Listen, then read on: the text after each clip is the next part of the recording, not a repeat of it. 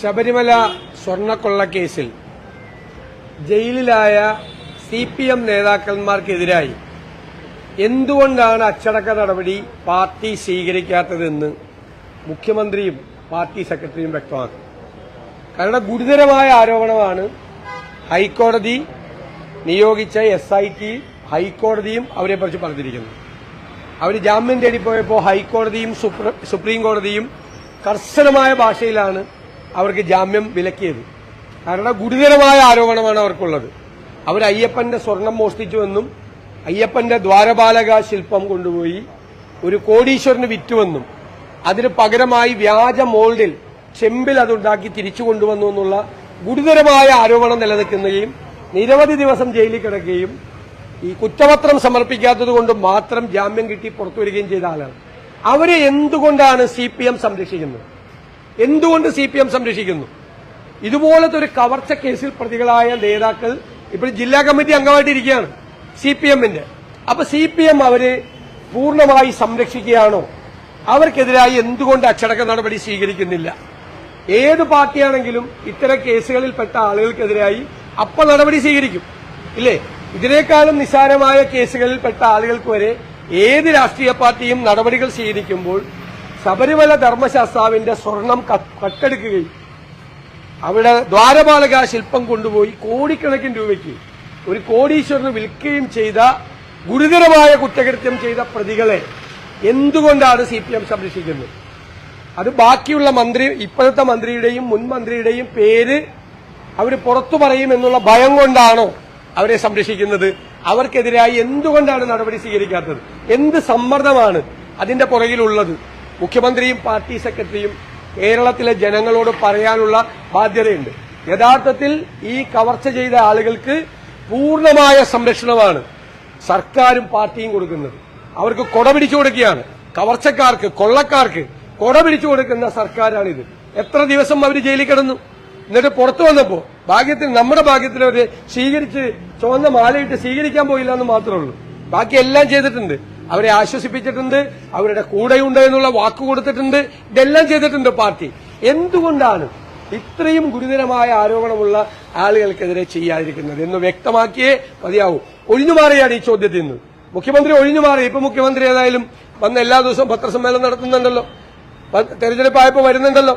ഇപ്പൊ ഇതിന് മറുപടി പറഞ്ഞേ മതിയാവും. അന്നൊക്കെ ഞങ്ങളൊക്കെ ചോദിച്ച ചോദ്യത്തിന് മറുപടി പറയാതെ ഒഴിഞ്ഞുമാറി, മാധ്യമങ്ങളെ കാണാതെ ഒഴിഞ്ഞുമാറി. എല്ലാ ദിവസവും മാധ്യമങ്ങളെ കാണുമ്പോൾ ഈ ചോദ്യത്തിന് കൂടി മുഖ്യമന്ത്രി മറുപടി പറയണം, പാർട്ടി സെക്രട്ടറിയും മറുപടി പറയണം. അത് കാരണം കേരളത്തിലെ ജനങ്ങൾ ഉയർത്തുന്ന ചോദ്യമാണ്. ആ ചോദ്യത്തിന് മറുപടി പറയണം. രണ്ടാമതൊരു കാര്യം, കേന്ദ്ര ഗവൺമെന്റ് വർഗീയവാദികളുടെ കൂടെയാണോ അല്ലെങ്കിൽ ന്യൂനപക്ഷ വിരോധമാണോ അവരുടെ ഏറ്റവും വലിയ മുഖമുദ്ര എന്ന് സംശയം തോന്നുന്ന തരത്തിൽ FCRI നിയമത്തിൽ വീണ്ടും ഭേദഗതികൾ കൊണ്ടുവരികയാണ്. അപ്പൊ ജീവകാരുണ്യ പ്രവർത്തനം നടത്തുന്ന സംഘടനകളെ മുഴുവൻ അനാവശ്യമായി ഉപദ്രവിക്കുന്ന തരത്തിൽ, പ്രത്യേകിച്ച് ന്യൂനപക്ഷ സംഘടനകളെ അനാവശ്യമായി ഉപദ്രവിക്കുന്ന തരത്തിലുള്ള ഒരു നിയമ ഭേദഗതിയാണ് പാർലമെന്റിൽ കൊണ്ടുവന്നിരിക്കുന്നത്. ഇന്ത്യൻ നാഷണൽ കോൺഗ്രസ് അതിനെ ചോദ്യം ചെയ്തിട്ടുണ്ട്. ഗൌരവതരമായ വകുപ്പുകൾ അതിന്റെ അകത്തുണ്ട്. അതായത് ലൈസൻസ് പുതുക്കാതിരിക്കുകയോ ലൈസൻസ് പുതുക്കാൻ വൈകുകയോ ലൈസൻസ് പുതുക്കി കൊടുക്കുകയോ ചെയ്തില്ലെങ്കിൽ അവരുടെ ഈ ആസ്തികൾ മുഴുവൻ, ഈ സംഘടനകളുടെ ആസ്തികൾ മുഴുവൻ കേന്ദ്ര സർക്കാരിന് പിടിച്ചെടുക്കാൻ വേണ്ടിയിട്ടുള്ള നിയമമാണ്. അപ്പൊ നേരത്തെ ബുൾഡോസർ കൊണ്ട് വീടുകൾ തകർത്തതുപോലെ ഒരുപാട് വിഷയങ്ങൾ ഇതുപോലെയുള്ള കാര്യങ്ങളുണ്ട്. ന്യൂനപക്ഷങ്ങളുടെ അധികാരത്തിന് മേലുള്ള, അവരുടെ അവകാശങ്ങൾക്ക് മേലുള്ള നഗ്നമായ കടന്നുകയറ്റമാണ് FCRI ഭേദഗതി നിയമം. അടിയന്തരമായി മതപരിവർത്തന വിരുദ്ധ നിയമം ഉണ്ടാക്കി വാദികളെ പോലും അറസ്റ്റ് ചെയ്യുന്ന BJP സർക്കാരുകൾ ഈ നിയമം പാസാക്കിയാൽ ജീവകാരുണ്യ പ്രവർത്തനം നടത്തുന്ന സംഘടനകളെ ഉപദ്രവിക്കുകയും ന്യൂനപക്ഷങ്ങൾക്കെതിരായിട്ടുള്ള ആക്രമണം അഴിച്ചുവിടുകയും ചെയ്യുമെന്നുള്ളത് യാഥാർത്ഥ്യമാണ്. അതുകൊണ്ട് കേന്ദ്ര സർക്കാർ ഈ നിയമം, ഭേദഗതി നിയമം പാസാക്കുന്നതിൽ നിന്ന് പിന്മാറണം എന്നാണ് UDFന്റെ അഭിപ്രായം. UDF അത് ആവശ്യപ്പെടുന്നു. അല്ലല്ല, ഡീലുണ്ടല്ലോ അവിടെ. അന്ന് എനിക്ക് വേറെ വിഷയമൊന്നും പറയാൻ പാടില്ലേ? അല്ല, ഞാൻ ചോദിച്ച എനിക്ക് അല്ല ഞാൻ അങ്ങോട്ട് ചോദിക്കുകയാണ്. എനിക്ക് വേറെ ഒരു വിഷയവും പറയാൻ പാടില്ല. അല്ലല്ല, അങ്ങനെയല്ല. എനിക്ക് വേറൊരു വിഷയം ഞാൻ പറഞ്ഞു തീർന്നില്ലല്ലോ അങ്ങാണ് എന്റെ അജണ്ട നിശ്ചയിക്കുന്നത്. ഞാൻ എന്ത് വിഷയം ഓരോ ദിവസം പറയണമെന്ന് നിശ്ചയിക്കുന്നത്. നിങ്ങൾ ഇന്നലെ ഒരാൾ ചോദിച്ചല്ലോ എല്ലാ ദിവസവും ഇത് മാത്രമുള്ളതെന്ന് ചോദിച്ചല്ലോ. നിങ്ങളല്ല ഞങ്ങളുടെ അജണ്ട നിശ്ചയിക്കുന്നത്, നിങ്ങളല്ല ഞങ്ങളുടെ അജണ്ട നിശ്ചയിക്കുന്നത്. ഓരോ ദിവസവും എന്തു പറയണം എന്ന് തീരുമാനിക്കുന്നത് ഞങ്ങളാണ്. UDF നേതൃത്വം തീരുമാനിച്ചിട്ടാണ്. അത് നിങ്ങൾ തീരുമാനിക്കാൻ പറയണ്ട. പറഞ്ഞിട്ടുണ്ട് അങ്ങയുടെ ഈ RSS നേതാവിനെ കണ്ടതും സഹായം അഭ്യർത്ഥിച്ചതും ആവർത്തിച്ച വിഷയം സജീവമാക്കി നിർത്തുന്നതിന്റെ പിന്നിൽ എന്തായിരിക്കും? RSS നേതാവിനെ ADGPയെ പറഞ്ഞയച്ചത് കണ്ടത് മുഖ്യമന്ത്രിയാണ്. അടച്ചിട്ട മുറിയിൽ ശ്രീ എമ്മിന്റെ സാന്നിധ്യത്തിൽ RSS നേതാക്കളുമായി ചർച്ച നടത്തിയത്. 1-ാം നമ്പർ കാർ മാറി വേറെ കാറിൽ വന്ന് മസ്കറ്റ് ഹോട്ടലിൽ വെച്ച് നിങ്ങൾക്കറിയാലോ. ഞാൻ മുഖ്യമന്ത്രിയുടെ മുഖത്ത് നോക്കി നിയമസഭയിൽ ചോദിച്ചില്ലേ, മുഖ്യമന്ത്രി മറുപടി പറഞ്ഞു. മുഖ്യമന്ത്രി തലകുനിച്ചിരുന്നു. നിങ്ങൾ ശ്രീ എം വ്യക്തമാക്കിയല്ലോ. ശ്രീ എമ്മിന്റെ മധ്യസ്ഥതയിൽ മുഖ്യമന്ത്രി RSS നേതാക്കളുമായി ചർച്ച നടത്തിയെന്ന് ശ്രീ എം വെളിപ്പെടുത്തിയല്ലോ. സ്വന്തം കാര്യത്തിന് മറുപടി പറഞ്ഞാൽ മതി, എന്നിട്ട് ഇങ്ങോട്ട് പറഞ്ഞാൽ മതി. ഞങ്ങൾക്ക് ഒരു RSSുമായിട്ട് ഒരു ബന്ധമില്ല. RV ബാബു ഒരു കോൺഗ്രസ് വിരുദ്ധനും ഒരു തട്ടിപ്പ് നടത്തിയിട്ട് ഇവിടെ വന്ന് പറവിൽ താമസിക്കുന്ന ആൾ. അയാൾക്കെതിരായിട്ട് കോൺഗ്രസ് നേരത്തെ പറഞ്ഞിട്ടുണ്ട്. അതുകൊണ്ടുള്ള വിരോധമാണ്, കോൺഗ്രസ് വിരോധമാണ്. അപ്പൊ തന്നെ മനസ്സിലായല്ലോ, അയാൾ പറഞ്ഞപ്പോ തന്നെ മനസ്സിലായല്ലോ. പറവൂർ നിയോജകമണ്ഡലത്തിലെ BJPക്കാര് എന്നെ പിന്തുണയ്ക്കുകയാണെങ്കിൽ അയാൾ എന്നെ പിന്തുണയ്ക്കില്ലേ? അതല്ലല്ലോ ചെയ്ത്, എന്നെ ശക്തിയായി എതിർക്കല്ലേ ചെയ്ത്. അതാ ചോദിച്ചത്, അയാൾ എന്നെ ശക്തിയായി എതിർക്കല്ലേ? അതല്ല, ഇവിടെ BD ജയസന്റെ സ്ഥാനാർത്ഥി മാറി BJP സ്ഥാനാർത്ഥിയായി. ഇവിടെ ഒരു ഡീലും നടക്കൂല, ഒരു സ്ഥലത്തും ഒരു ഡീലും നടക്കൂല, ഒരു സ്ഥലത്തും ഒരു ഡീലും നടക്കൂല. 2001-ലും 2006-ലും ഈ പറയുന്ന അനുസരിച്ച് അങ്ങ് ഏതെങ്കിലും RSS നേതാവിനെ ഒരാളെയും കണ്ടിട്ടില്ല. കാണേണ്ട ആവശ്യം, നിങ്ങൾ ഇവിടുത്തെ വോട്ടിംഗ് പാറ്റേൺ നോക്ക്. BJPയുടെ വോട്ട് ഇവിടെ കൂടി വരികയാണ്. ഇവിടെ കുറഞ്ഞിട്ടില്ല. ഇനി കേട്ടോ, BD ജയസന്റെ സ്ഥാനാർത്ഥി മത്സരിച്ച് എല്ലാവരും എന്നെ തോൽപ്പിക്കാൻ ഇറങ്ങിയത് 2016-ലാണ്. അന്നാണ് അവര് NDAക്ക് ഇവിടെ 28,000 വോട്ട് കിട്ടി. കാരണം BD ജയസ് പുതിയതായി ഉണ്ടാക്കിയപ്പോ അന്ന് ഞാൻ 20,000 വോട്ട് ജയിച്ച ആളാ. ഞാൻ 20,000 വോട്ടിന് അന്ന് ജയിച്ചു. മനസ്സിലായോ? 20,000 എന്റെ 11,000. ഞാൻ പന്ന്യൻ രവീന്ദ്രനെ തോൽപ്പിച്ചത് 11,000 വോട്ടിനാണ്. 20,000 വോട്ടിന്റെ ഭൂരിപക്ഷമായി വർദ്ധിച്ചു. ഞാൻ ചോദിക്കട്ടെ, എന്നെ അവർ സപ്പോർട്ട് ചെയ്യുകയാണെങ്കിൽ RV ബാബു മുഖ്യമന്ത്രിയും കൂടി ഒരു വശത്താണ് ഇപ്പൊ നിൽക്കുന്നത്. എന്നെ അവർ സപ്പോർട്ട് ചെയ്യുകയാണെങ്കിൽ എന്നെ സപ്പോർട്ട് ചെയ്യണ്ടേ? എന്നെ സപ്പോർട്ടല്ലല്ലോ ചെയ്ത്, എനിക്കെതിരായിട്ടല്ലേ പറഞ്ഞത്. തോക്കണമെന്നല്ലേ പറഞ്ഞ. സതീശൻ തോക്കണമെന്ന് പിന്നെ ആരൊക്കെ പറഞ്ഞു? BJP നേതാവായ TP സെൻകുമാർ എന്താ പറഞ്ഞത്? 3-ാം സ്ഥാനത്ത് വരുന്ന BJPയുടെ വോട്ട് മറിച്ച് 2-ാം സ്ഥാനത്ത് വരുന്ന LDF സ്ഥാനാർത്ഥിക്ക് വോട്ട് ചെയ്യണമെന്ന് പറഞ്ഞില്ലേ? പരസ്യമായി പറഞ്ഞില്ലേ? അതൊക്കെ നിങ്ങൾ ശ്രദ്ധിച്ചിട്ടുണ്ടല്ലോ. ഇന്ന് EP ജയരാജൻ പറഞ്ഞൊരു കാര്യമാണ്, SDPയുടെ വോട്ട് സ്വീകരിക്കുമോ LDF എന്ന് ചോദിച്ചപ്പോൾ കൃത്യമായിട്ട് പറഞ്ഞു സ്വീകരിക്കും. ആരുടെ വോട്ടും LDF സ്വീകരിക്കും, ജയിക്കുകയാണ് അവസാന ലക്ഷ്യമെന്ന്. അല്ല, അവര് പറഞ്ഞല്ലോ വെൽഫെയർ പാർട്ടി UDFന് പിന്തുണ കൊടുത്തപ്പോൾ LDFന് പ്രശ്നമുള്ളൂ, LDFനും പിണറായി വിജയനും പ്രശ്നമുള്ളൂ. മനസ്സിലായില്ലേ? RSSുമായി ഞങ്ങൾക്ക് ചില കാലത്ത് ബന്ധം ഉണ്ടായിട്ടുണ്ട് എന്ന് മുഖ്യമന്ത്രി പറഞ്ഞതിന്റെ വീഡിയോ ക്ലിപ്പ് ഞാൻ നിങ്ങളെ കാണിച്ചു തരാം. വീഡിയോ ക്ലിപ്പ് ഇല്ലെന്ന് മുഖ്യമന്ത്രി പറഞ്ഞിട്ടുണ്ട്, പിന്നെ പാർട്ടി സെക്രട്ടറി പറഞ്ഞിട്ടുണ്ട്. RSSുമായിട്ട് അവർക്ക് ബന്ധമുണ്ട്, ഉണ്ടായിരുന്നു എന്ന് അവർ പറഞ്ഞിട്ടുണ്ടല്ലോ, പല പ്രാവശ്യം പറഞ്ഞിട്ടുണ്ടല്ലോ. എന്നിട്ട് ഇപ്പൊ പറയും ഒരു ബന്ധമില്ലെന്ന് പറയാണ്. ആരാ നുണ പറയുന്നത്? ആരാണ് എല്ലില്ലാത്ത നാവ് കൊണ്ട് നുണ പറയുന്നത്? ആരാണ്? ജമാഅത്ത് ഇസ്ലാമിയുമായിട്ട് ഒരു കാലത്തും ബന്ധമില്ലായിരുന്നു എന്ന് മുഖ്യമന്ത്രി പറഞ്ഞു. അപ്പൊ ഞാൻ വീഡിയോ ക്ലിപ്പ് ഹാജരാക്കി. ജമാഅത്ത് ഇസ്ലാമിയെ സ്വാഗതം ചെയ്തുകൊണ്ട് അന്ന് പാർട്ടി സെക്രട്ടറിയായ പിണറായി വിജയൻ സംസാരിച്ചത്. അപ്പൊ ആരാ നുണ പറഞ്ഞത്? അത് പിറ്റേ ദിവസം സമ്മതിച്ചു ബന്ധം ഉണ്ടായിരുന്നു എന്ന്, അല്ലെ? പിറ്റേ ദിവസം സമ്മതിച്ചു, കോഴിക്കോട് വെച്ച് സമ്മതിച്ചു ബന്ധം ഉണ്ടായിരുന്നു. അപ്പൊ ആരാ നുണ പറഞ്ഞത്? PDP പിന്തുണച്ചു. ആരെ? LDFന്. ഒരു കുഴപ്പമില്ല. PDP മതേതര പാർട്ടിയാണോ? PDP മതേതര പാർട്ടിയാണോ? SDPI മതേതര പാർട്ടിയാണോ? അന്ന് CPM ആണ് മതേതര പാർട്ടി ആരാണെന്നും വർഗീയ പാർട്ടി ആരാണെന്ന് തീരുമാനിക്കും. രണ്ടുപേരും രണ്ട് രീതിയിൽ സംസാരിക്കുന്ന രണ്ട് നേതാക്കൾ. ഞങ്ങൾക്ക് എന്ത് ചെയ്യാൻ പറ്റും? ഞങ്ങൾക്ക് വെൽഫെയർ പാർട്ടിയാണ് പിന്തുണ പ്രഖ്യാപിച്ചത്. ഞാൻ എന്റെ തിരിച്ചുള്ള ചോദ്യം, PDP പിന്തുണ കൊടുത്തിട്ടില്ലേ? PDP കൊടുത്തിട്ടില്ലേ LDFന്? അതല്ല, അപ്പൊ PDP മതേതര പാർട്ടിയാണെന്ന് പിണറായി വിജയൻ ഒന്ന് പ്രഖ്യാപിക്കട്ടെ. PDP മതേതര പാർട്ടിയാണോ? ആണോ? അല്ല, പിണറായി വിജയൻ ഒന്ന് പറയട്ടെ. സത്യം പറഞ്ഞു എന്നാണോ? സത്യം പറഞ്ഞതാണോ? ഞങ്ങൾക്ക് എന്താ CPMന് LDFന് ഏതെങ്കിലും കക്ഷി പിന്തുണ പ്രഖ്യാപിച്ചു ഞങ്ങൾക്ക് എന്താ കുഴപ്പം? അവർ പിന്തുണ പ്രഖ്യാപിക്കട്ടെ. ഞങ്ങൾക്ക് അതുപോലെ വെൽഫെയർ പാർട്ടി 4 പതിറ്റാണ്ട് കാലം CPMന്റെ കൂടെ നിന്ന ഒരു പാർട്ടി ഞങ്ങൾക്ക് പിന്തുണ പ്രഖ്യാപിച്ചതാണ്. ഇവര് വർഗീയത ഇളക്കാൻ വേണ്ടിയിട്ട്, ഭൂരിപക്ഷ വർഗീയത ഇളക്കാൻ വേണ്ടിയിട്ട് ഇവരെ ഇളക്കി വിട്ടത്. ഇവരുടെ PDP ബന്ധം ഞങ്ങൾക്ക് പറയാമല്ലോ. ഇവരുടെ PDP ബന്ധം. ഒരു കാര്യം കൂടി, ഇന്ന് ഏഷ്യാനെറ്റ് ന്യൂസിനോട് സംസാരിച്ച ശ്രീ വെള്ളാപ്പള്ളി നടേശൻ അങ്ങേ വളരെ മോശമായിട്ട് ബഫൂൺ എന്ന രീതിയിലൊക്കെ പറയുന്നുണ്ടായിരുന്നു. ഒപ്പം തന്നെ ലോകാവസാനമായിരിക്കും 100 സീറ്റ് UDF കിട്ടിയാൽ എന്നൊക്കെയാണ് അങ്ങേര് പറഞ്ഞത്. അതേ കോൺഗ്രസിന്റെ ഒരു മുഖ്യമന്ത്രിയുടെ പേര് കൂടി പറഞ്ഞു. അപ്പൊ അദ്ദേഹത്തിന് അറിയാം കോൺഗ്രസ് ജയിക്കുമെന്ന് അല്ലേ? കോൺഗ്രസ് നേതാവിന് ഒരാളുടെ പേര് അദ്ദേഹം മുഖ്യമന്ത്രിയായിട്ട് പറഞ്ഞല്ലോ. അപ്പൊ അദ്ദേഹത്തിന് അറിയാലോ കോൺഗ്രസ് ജയിക്കും, UDF ജയിക്കും എന്നറിയാലോ അദ്ദേഹത്തിന്. അത്രയും മതി എനിക്ക് സന്തോഷമായി. എന്നെ പറഞ്ഞോട്ടെ, എന്നെ എന്ത് വേണേലും പറഞ്ഞു. അതല്ല, അതിനേക്കാളും മോശമാക്കി പറഞ്ഞിട്ടുണ്ടല്ലോ. ഞാൻ പ്രതിപക്ഷ നേതാവായ പിന്നെ തവളെ പോലെ ചേർത്തെന്ന് പറഞ്ഞു ഇല്ലേ? പിന്നെ ഞാൻ പന്നനാണ്, വൃത്തികെട്ടവനാണ്, അതൊക്കെ പറഞ്ഞു. 90 വയസ്സായില്ലേ, ഞാൻ എങ്ങനെ തിരിച്ചു വരണത്? അദ്ദേഹത്തിന് 90 വയസ്സായി. അല്ല, അദ്ദേഹത്തിന് 90 വയസ്സായി. ഞാൻ വല്ലതും പറഞ്ഞാൽ അതിലെ ബാക്കി ഉണ്ടാവുള്ളൂ. എന്നെ പറഞ്ഞതൊക്കെ പോവില്ലേ? ഞാൻ ഒന്നും പറയില്ല. 90 വയസ്സായിന്ന്. മങ്കടയിൽ ഉൾപ്പെടെ SDP പിന്തുണ CPM-നാണെന്നും അത് അതേ സാധനം പല സ്ഥലത്തും ആവർത്തിക്കുന്നുണ്ടെന്നും രമേശ് ചെന്നിത്തല എന്ന് പറഞ്ഞിട്ടുണ്ട്. ഈ ആരോപണം ശരിയാണ്? അല്ല, അദ്ദേഹം അത് പഠിച്ചിട്ടായിരിക്കും പറഞ്ഞത്. പഠിക്കാതെ പറയൂ, പഠിക്കാതെ പറയൂ. നേമത്തും പാലക്കാടും UDF ചിത്രത്തിലേ ഇല്ലാന്നാണ് ഇപ്പൊ നേതാക്കൾ ശിവൻകുട്ടി ഉൾപ്പെടെയുള്ളവർ പറയുന്നത്. അവിടെ ഞങ്ങളുടെ KPCCയുടെ ജനറൽ സെക്രട്ടറി മുൻ MLA ശബരിനാഥാണ് മത്സരിക്കുന്നത്. KS ശബരിനാഥ്. അത് ശിവൻകുട്ടി മനസ്സിലാക്കിക്കൊള്ളത് തെരഞ്ഞെടുപ്പിന്റെ റിസൾട്ട് വരുമ്പോ. പിന്നെ പാലക്കാട് ഞങ്ങൾ 18,000 വോട്ടിന് ജയിച്ച സീറ്റാണ്. 18,000 വോട്ടിന് ജയിച്ച സീറ്റാണ്. അല്ല, 18,000 ഇവിടെ CPM.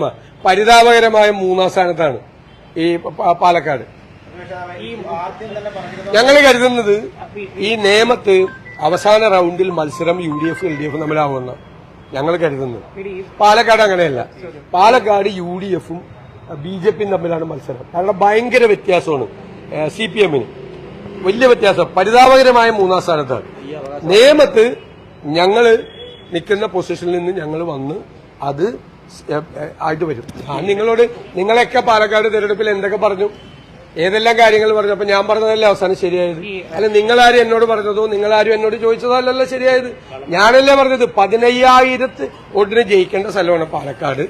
പക്ഷെ CPM അവിടെ കാണിച്ച വൃത്തികേടുകൾ കൊണ്ട് അത് അതിന് മീതെ പോവും എന്ന് ഞാനല്ലേ പറഞ്ഞത് തെരഞ്ഞെടുപ്പിന് 2 ദിവസം മുമ്പ്.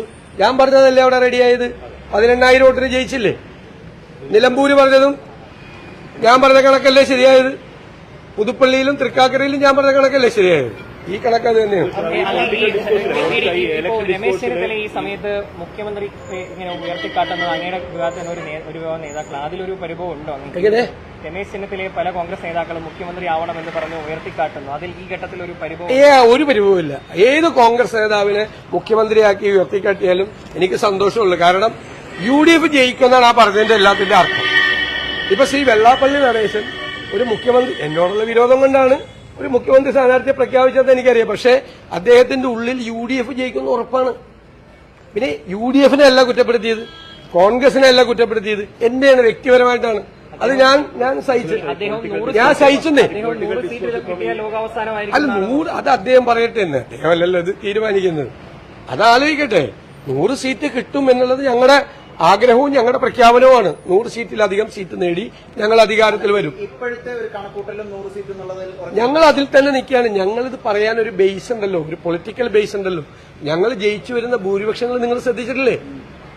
ഞങ്ങള് ജയിച്ചു വരുന്ന 25,000 വോട്ട് തൃക്കാക്കരയിൽ, 37,000 വോട്ട് പുതുപ്പള്ളിയിൽ, 18,000 വോട്ട് പാലക്കാട്, ചേലക്കരയിലെ LDF-ന്റെ 40,000 ഭൂരിപക്ഷം 12,000. അവര് 3,000 വോട്ടിന് ജയിച്ച സ്ഥലത്ത് ഞങ്ങൾ 11,000 വോട്ട്. പാർലമെന്റ് ഇലക്ഷനിൽ എല്ലാവരുടെയും ഭൂരിപക്ഷം കൂടി, ലക്ഷക്കണക്കിന് ഭൂരിപക്ഷം. മലബാറിലെ എല്ലാ സീറ്റിലും 1,00,000-ന് മീതെയാണ് ഭൂരിപക്ഷം. 30 കൊല്ലത്തെ ഏറ്റവും തിളക്കമാർന്ന വിജയം ലോക്കൽ ബോഡിയിൽ 4 കോർപ്പറേഷൻ പിടിച്ചു നിൽക്കുകയാണ് UDF. അപ്പൊ ആ ഒരു ശ്രേണിയിൽ, ആ ഒരു ട്രെൻഡിൽ വിജയം പോകുമ്പോൾ 2001-ലെ വിജയം ഉണ്ടാവും. അങ്ങ് കേരളം മുഴുവൻ സഞ്ചരിക്കുന്നുണ്ട്. ഒരു UDF തരംഗത്തിന്റെ സാധ്യത ഉറപ്പായിട്ടുണ്ട്. UDF തരംഗമാണ്. എനിക്കത് പുതിയുഗ യാത്രയിൽ കൂടുതൽ ബോധ്യമായതാണ്. ഞാൻ 100-ലധികം സീറ്റിൽ അധികാരത്തിൽ വരും എന്ന് പറഞ്ഞത് പുതിയുഗ യാത്രയ്ക്ക് അടിവരയിട്ടു. നിങ്ങൾ കണ്ടതല്ലേ പുതിയുഗ യാത്ര? നിങ്ങൾ എത്ര രാഷ്ട്രീയ ജാഥകൾ കണ്ട മാധ്യമപ്രവർത്തകരാണ്? ഈ തെരഞ്ഞെടുപ്പ് ചർച്ച പൂർണ്ണമായിട്ടും ഈ ഡീലിലും അതോടൊപ്പം ഇപ്പൊ ശബരിമല വിഷയം ഉന്നയിക്കുന്നു. ജനങ്ങളെ സംബന്ധിച്ച് അവർക്ക് ഈ സർക്കാർ വന്നെങ്കിൽ എന്ത് ചെയ്യും? ഞങ്ങൾ പറഞ്ഞിട്ടുണ്ടല്ലോ, ഞങ്ങൾ ഗ്യാരണ്ടി പറയേക്ക്, ഞങ്ങൾ ഗ്യാരണ്ടി മാധ്യമങ്ങളെ കാണുമ്പോൾ ഏറ്റവും കൂടുതൽ ഡീലിനെ കുറിച്ചും അല്ല, അത് ഞാനല്ലേ എന്റെ അജണ്ട തീരുമാനിക്കുന്നത്. എന്ത് ചെയ്യണമെന്ന് UDF അല്ലേ UDFന്റെ അജണ്ട തീരുമാനം. ഞങ്ങള് എല്ലാ വീടുകളിലും എല്ലാ വീടുകളിലും ഗ്യാരണ്ടി കാർഡ് എത്തിക്കുകയാണ്. എല്ലാ വീടുകളിലും ഗ്യാരണ്ടി കാർഡ് എത്തിക്കുക. ഞാൻ എല്ലാ പൊതുയോഗങ്ങളിലും, നിങ്ങൾ ഇന്നലെ തിരുവനന്തപുരത്ത് നിങ്ങളുടെ സഹപ്രവർത്തകരോട് ചോദിക്കും, ഞാൻ പങ്കെടുത്ത എല്ലാ പൊതുയോഗങ്ങളിലും പ്രധാന വിഷയം ഗ്യാരണ്ടി കാർഡാണ്. അത് KSRTCയിൽ കേരളത്തിലെ സ്ത്രീകൾക്ക് സൗജന്യം കൊടുക്കുമെന്നും പെൺകുട്ടികൾ കോളേജിൽ പഠിക്കുന്ന പെൺകുട്ടികൾക്ക് 1000 രൂപ മാസം കൊടുക്കുമെന്നും സംരംഭം തുടങ്ങുന്ന ചെറുപ്പക്കാർക്ക് 5 ലക്ഷം രൂപ പലിശരഹിത വായ്പ കൊടുക്കുമെന്നും അതുപോലെ ഇൻഷുറൻസ് പോളിസി ചികിത്സാ ചെലവ് പകുതിയായി വെട്ടിക്കുറയ്ക്കുന്ന ഇൻഷുറൻസ് പോളിസി കൊണ്ടുവരുമെന്നും വയോജനങ്ങൾക്ക് പ്രത്യേക വകുപ്പ് രൂപീകരിക്കണമെന്നുള്ള 5 ഗ്യാരണ്ടി പ്ലസ് സാമൂഹ്യ സുരക്ഷാ പെൻഷൻ 3000 രൂപയാക്കി ഉയർത്തുമെന്നുള്ളത്. അത് ഞങ്ങളുടെ ക്യാമ്പയിൻ നടക്കുന്നുണ്ട്. ഞങ്ങളുടെ ഹോർഡിങ്സിൽ, ഞങ്ങളുടെ ക്യാമ്പയിനിൽ, ഞങ്ങളുടെ പരസ്യത്തിൽ, ഞങ്ങൾ വീടുകളിലാണ് എത്തിക്കുന്ന ഗ്യാരണ്ടി കാർഡ്. അങ്ങനെ പറ്റി അടുത്ത ദിവസം പറവൂരിലെ ഡിവൈഎഫ്ഐയുടെ ഒരു പരിപാടി ഉണ്ടായിരുന്നു. അങ്ങ് ശ്രദ്ധയപ്പെട്ടിട്ടുണ്ടാകും. അവിടെ അങ്ങ് പുനർജനിക്കായി ഒരു കല്ലിട്ടെടുത്താണ് യാത്ര അവസാനിക്കുക. അല്ല, അതെന്താ വെച്ചാൽ ഒരാള് സൗജന്യമായിട്ട് ഒരു സ്ഥലം തന്നു. ആ സ്ഥലം തന്നു കഴിഞ്ഞപ്പോൾ നമ്മളവിടെ ഒരു ഫ്ളാറ്റ് പണിയാൻ വേണ്ടി ശിലാസ്ഥാപനം നടത്തി. അത് ഈ ലിസ്റ്റിൽപ്പെട്ട ഭൂമിയായിരുന്നു. എങ്ങനെ പാടമാണ് എന്നുള്ളതാണെന്ന് പിന്നീടാണ് അറിയുന്നത്. അപ്പൊ അത് തരം മാറ്റി കിട്ടില്ല. തരം മാറ്റി കിട്ടാത്തതുകൊണ്ട് ആ പദ്ധതി ഉപേക്ഷിച്ച് വേറെ 4 വീട് വെച്ചു കൊടുത്തു. ഞങ്ങള് 300ഓളം വീടുകളാണ് പണിതത് ഇവിടെ. ആ ഭൂമി തരം മാറ്റാൻ പറ്റാത്തതുകൊണ്ടാണ് ഭൂമി തരം മാറ്റാൻ പറ്റാത്തതുകൊണ്ടാണ് അവിടെ അത് ഉപേക്ഷിച്ചിട്ട് വേറെ വീട് വെച്ചു കൊടുത്തു. അത് 4 പേര് ആ ഫ്ളാറ്റ് പണിയാൻ സഹായിച്ചിട്ടുണ്ടായിരുന്നു. ആ 4 പേരുടെ പണം കൊണ്ട് 4 വീട് വേറെ വെച്ചു കൊടുത്തു. അവിടെയുള്ളവർക്കൊക്കെ അറിയാം. ഇത് പുറത്തുനിന്ന് വന്ന ആളല്ലേ സമരം നടത്തിയത്. ഇന്ന് വയനാട്ടിൽ നിന്ന് വന്ന വാർത്തയാണ് 178 വീടുകൾ ടൗൺഷിപ്പിൽ ഉദ്ഘാടനം ചെയ്തിരുന്നു. പക്ഷെ അവിടെ ഇപ്പോഴും താമസിക്കാറായിട്ടില്ല. അതിന്റെ പണി തീർന്നിട്ടില്ല. അതിന് മുമ്പ് ഉദ്ഘാടനം ചെയ്തതാണ്. തെരഞ്ഞെടുപ്പ് പ്രഖ്യാപിക്കുന്നതിന് മുമ്പ് ഉദ്ഘാടനം നടത്തിയാണ്. പിന്നെ ഞങ്ങളുടെ പണം എവിടെ പോയെന്ന് വെച്ചാൽ ഞങ്ങളുടെ പണം ഉപയോഗിച്ച് ഞങ്ങൾ അവിടെ സ്ഥലം മേടിച്ചു. ഞാൻ ചെയ്യട്ടെ, 1 കൊല്ലം പിടിച്ചു സർക്കാർ സ്ഥലം മേടിക്കാൻ. കേൾക്ക്, 1 കൊല്ലം ഞങ്ങൾക്ക് അവിടെ സ്ഥലം തരാമെന്നാണ് പറഞ്ഞിരുന്നത്. അവസാനം പറഞ്ഞു നിങ്ങൾക്ക് പ്രത്യേകമായി സ്ഥലം തരില്ല എന്ന് പറഞ്ഞു. അപ്പോഴാണ് ഞങ്ങൾ സ്ഥലം അന്വേഷിക്കാൻ പോയത്. ലീഗ് അതിന് പോയില്ല. ലീഗ് നേരത്തെ സ്ഥലം മേടിച്ചു. സർക്കാർ തരില്ല എന്ന് പറഞ്ഞപ്പോഴാണ് കോൺഗ്രസ് സ്ഥലം മേടിക്കുന്നത്. സർക്കാർ 1 കൊല്ലം എടുത്തപ്പോൾ ഞങ്ങൾ 4 മാസം കൊണ്ട് സ്ഥലം മേടിച്ചു. ഞങ്ങൾ കല്ലിട്ട് അവിടെ പണി തുടങ്ങി. നിങ്ങൾ അന്വേഷിച്ച് നോക്ക്. നിങ്ങൾ എന്തെല്ലാം ആക്ഷേപം, എന്തെല്ലാം ഇല്ലില്ല എന്തെല്ലാം ഇല്ലല്ല അത് നിങ്ങളൊന്ന് അന്വേഷിച്ച് നോക്കി. അവിടെ പണി തുടങ്ങി, കഴിഞ്ഞ ദിവസം തുടങ്ങി. നിങ്ങൾ കേൾക്ക്, നിങ്ങൾ എന്തെല്ലാം എന്ന് പറയാം. അവിടെ ആന കയറുന്ന സ്ഥലമാണെന്ന് പറഞ്ഞു. ഞാൻ അവിടെ നേരിട്ട് പോയി. മെയിൻ റോഡുണ്ടല്ല, മെയിൻ റോഡിൽ നിന്ന് 200 മീറ്റർ അകലെയുള്ള സ്ഥലമാണ്. തൊട്ടിപ്പുറത്തൊരു മഠമാണ്, ചുറ്റും വീടുകളാണ് ഉള്ള ഒരു സ്ഥലത്താണ് അവിടെ. ഞാൻ മെയിൻ റോഡിൽ നിന്ന് 200 മീറ്റർ നടന്നാണ് ഈ സ്ഥലത്ത് പോയത്. വ്യാപകമായ പ്രചരണം നടത്തി ആന കയറുന്ന സ്ഥലമാണ് എന്ന് പറഞ്ഞു. മെയിൻ ഹൈവേയുടെ തൊട്ട് സൈഡിൽ തൊട്ടപ്പുറത്തൊരു മഠവും സ്ഥാപനങ്ങളും അതിന്റെ അപ്പുറത്തൊരു റിസോർട്ടും ഉള്ള സ്ഥലമാണ്. പച്ചക്കള്ളമാണ് പ്രചരിപ്പിച്ചത്, സ്ഥലത്തെ പറ്റി പ്രചരിപ്പിച്ചത്. സ്ഥലത്ത് ഞങ്ങൾ കല്ലിട്ട് പണി തുടങ്ങി. ഇവരിപ്പോ ഉദ്ഘാടനം അല്ല, കേൾക്ക്, പറഞ്ഞ അതല്ലേ പറഞ്ഞത്. 1 കൊല്ലം എടുത്തിട്ട് പണിത വീട് ആൾക്ക് താമസിക്കാൻ പറ്റിയിട്ടില്ലല്ലോ. അതന്വേഷിക്കാതെ അതായത് എത്ര ദിവസമായി ഉദ്ഘാടനം കഴിഞ്ഞിട്ട് താക്കോല് കൊടുത്തോ? പിന്നെ ഒരു കൊച്ചിന്റെ പടം എടുത്തിട്ട് പ്രധാനമന്ത്രി എടുത്തിട്ട് പോയതാണ്, പ്രതിപക്ഷ നേതാവ് എടുത്തിട്ട് പോയതാണ്. ഞങ്ങളാണ് വീടിന് താക്കോല് കൊടുക്കണമെന്ന് പറഞ്ഞു. ഞങ്ങൾ പരസ്യം കൊടുക്കണ്ട. ആ കൊച്ചിന് വേണ്ടി എന്തെല്ലാമാണ് പ്രതിപക്ഷ നേതാവ് ചെയ്തതെന്ന് നിങ്ങൾ ആ വീട്ടുകാരോട് ചോദിച്ചു. എന്തെല്ലാമാണ് ഞാനതിന് പരസ്യം ആ കൊച്ചിന്റെ പേരും പറഞ്ഞുകൊണ്ട് ഞാൻ ആ വീട്ടിന് വേണ്ടിയിട്ട് എന്തെല്ലാമാണ് പ്രതിപക്ഷ നേതാവ്. ഇതാണ് സൈബർ സംഘം പറയാണ്. പ്രതിപക്ഷ നേതാവ് ആ കൊച്ചിനെ എടുത്തു, പ്രധാനമന്ത്രി ആ കൊച്ചിനെ എടുത്തു, മുഖ്യമന്ത്രി കൊച്ചിനെ എടുത്തിട്ട് താക്കോല് കൊടുത്തു എന്നാണ്. അതായത് ഞങ്ങളാരും ഒന്നും ചെയ്തില്ല. പ്രധാനമന്ത്രിയുടെ എനിക്കറിയില്ല. ഞാൻ ചെയ്ത കാര്യം ഞാൻ വാർത്തയാക്കിയില്ല. കാരണം ഒരു പിഞ്ചു കുഞ്ഞിന് വേണ്ടി ആ കുടുംബത്തിലേക്ക് വേണ്ടിയിട്ട് എന്തെല്ലാം ഞാൻ ചെയ്തു കൊടുത്തു എന്ന് അവർ ചോദിച്ച മുഴുവൻ കാര്യങ്ങളും ഞാൻ ആ കുടുംബത്തിന് ചെയ്തു കൊടുത്തിട്ടുണ്ട്, ആ വീട്ടുകാർക്ക് ചെയ്തു കൊടുത്തിട്ടുണ്ട്. ഇതുപോലുള്ള വൃത്തികെട്ട പ്രചരണങ്ങളാണ് CPM നടത്തുന്നത്. ഈ ജോയിന്റ് അക്കൗണ്ടിലെ പണം എവിടെയെന്നാണല്ലോ ഇവർ ചോദിച്ചുകൊണ്ടിരിക്കുന്നത്. അതെന്തിനാ ഇവരോട് പറയണെന്തിന്? ഞങ്ങളിത് ബോധ്യപ്പെടുത്തുന്നത് അവരോട് സ്ഥലം വാങ്ങി എന്നുള്ളതാണോ? അതിനകത്ത് സ്ഥലം വാങ്ങി ഞങ്ങൾ പണി തുടങ്ങുമല്ലേ. അല്ല പ്രതീക്ഷ ഒരു വിഷയം എന്ന് പറയുന്നത് ഇപ്പൊ ലീഗ് തന്നെ 52 വീട് വെച്ച് കൊടുത്തില്ലേ, അതിന്റെ താക്കോല് കൊടുത്തില്ലേ. പൊതുജനങ്ങൾക്ക് സംശയം ഉണ്ടാക്കാനുള്ള ശ്രമിക്കുന്ന ആളുകളാണെങ്കിൽ അതിലൊരു ക്ലാരിറ്റി വരുത്തണ്ടേ? എന്തിന് അത് വേണ്ടേ? എന്താ കാര്യത്തിന് ഞങ്ങൾ എന്തിനാ ഇവര് ചോദിക്കുന്ന ചോദ്യത്തിന് ഞങ്ങൾ അവർ ചോദിക്കുന്നതിലൂടെ ഞാൻ ചോദിക്കട്ടെ, ഞങ്ങൾ ചോദിച്ച ചോദ്യത്തിന് അവര് മറുപടി പറഞ്ഞില്ലല്ലോ. 642 കോടി രൂപ പിരിച്ചിട്ട് അവിടെ ചികിത്സാ ചെലവിന് പോലും കാശ് കൊടുത്തില്ല. ഇവരെ വീട്ടിലെ പൈസയാണ് നാട്ടുകാർ. ഞാനടക്കം പൈസ കൊടുത്താണ്. മുഖ്യമന്ത്രിയുടെ ദുരിതാശ്വാസ നിധിയിലേക്ക് ഞാനടക്കം പൈസ കൊടുത്താണ്. നാട്ടിലെ ഒരുപാട് ആളുകൾ പൈസ കൊടുത്ത അവിടെ ചികിത്സാ ചെലവിന് പോലും പൈസ കൊടുത്തില്ല, റെന്റ് കൊടുത്തില്ല, പാവങ്ങൾക്ക് ഒരു സഹായവും ചെയ്തു കൊടുത്തില്ല ഇവര്. ഒരു സഹായം. ഈ കുട്ടികളെ പഠിപ്പിക്കുന്ന 142 കുട്ടികളെ പഠിപ്പിക്കുന്നത് MLA മുൻകൈ എടുത്തിട്ട് സ്പോൺസർഷിപ്പ് മേടിച്ചു കൊടുത്തിട്ടാണ്. ഈ 642 കോടി രൂപ ഈ ബാങ്കിൽ കൊണ്ട് ഇട്ടിട്ട് ഈ ഗവൺമെന്റ് ആ കുട്ടികൾക്ക് പഠിക്കാനുള്ള എന്ത് സൗകര്യം ചെയ്തു കൊടുത്തു? ഈ 3 വാർഡേ ഉള്ളൂ. 3 വാർഡിലെ 142 കുട്ടികൾ പ്രൊഫഷണൽ കോഴ്സിൽ പഠിക്കുന്നത് ടി സിദ്ദിഖ് MLA സഹായിച്ചിട്ടാണ്, സ്പോൺസർമാരെ കൊണ്ടുവന്നു. ഈ സർക്കാർ ഈ കാശ് എന്താ ചെലവാകാത്തത്? ആ ചോദ്യത്തിന് ആദ്യം മറുപടി പറയട്ടെ, എന്നിട്ടല്ലേ പാർട്ടിയുടെ കാര്യം. ഇത് ഞങ്ങളുടെ പാർട്ടിക്കാർ തന്ന പൈസയല്ലേ, മറ്റത് പൊതുജനം. അല്ലല്ലോ കേൾക്ക്, അല്ലല്ലോ അത് ഞങ്ങൾ പറഞ്ഞോളന്നേ, അതൊക്കെ ഞങ്ങൾ പറഞ്ഞല്ലോ. ആദ്യം മുഖ്യമന്ത്രി പൊതു ഫണ്ട് നാട്ടുകാരുടെ പൈസ ഞാനടക്കമുള്ള ആളുകളുടെ പൈസ കൊടുത്തിട്ട് ആ പൈസ ചെലവാക്കാത്ത എന്താന്ന് പറയും. അപ്പൊ ഞങ്ങൾ ഇതും പറയാം. അല്ല ഞങ്ങൾ പറയട്ടെ, അല്ലല്ല ഞങ്ങൾ CPM-നോടല്ല ഗവൺമെന്റിനോടാ, മുഖ്യമന്ത്രിയോടാണ് ചോദിക്കുന്നത്. എന്തുകൊണ്ട് ചെലവാക്കിയില്ല? നാട്ടുകാരുടെ കയ്യിൽ നിന്ന് പൈസ പിരിച്ചിട്ട് ആ പാവങ്ങൾക്ക് എന്തുകൊണ്ട് കൊടുത്തില്ല? അതാണ് ഞങ്ങളുടെ ചോദ്യം. അതിന് മറുപടി പറഞ്ഞു.